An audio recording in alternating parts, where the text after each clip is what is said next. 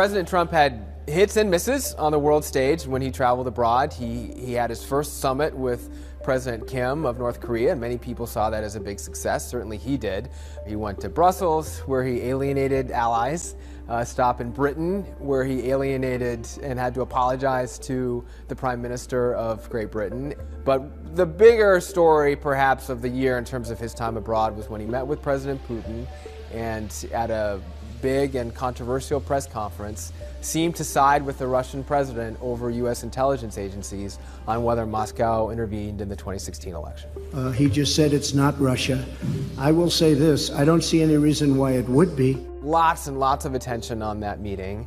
And then in the press conference, which I was in and was one of the ones who got to ask a question, just did not seem ready to criticize President Putin, to challenge President Putin. Mr. President, you tweeted this morning that it's U.S. foolishness, stupidity, and the Mueller probe that is responsible for the decline in U.S. relations with Russia.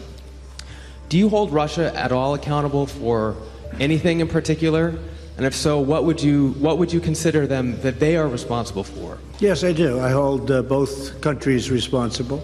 I think that the United States has been foolish. I think we've all been foolish. Then I had a chance to ask a question of President Putin as well. And it was really the second question that I asked that made a lot of news. President Putin, did you want President Trump to win the election? And did you direct any of your officials to help him do that? Yes, I did.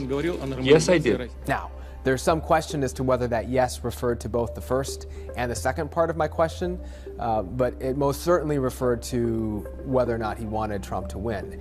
And he said yes. And I think that stunned a lot of people. People were stunned in that room. People were stunned around the world. And the whole world was watching. And the whole world reacted.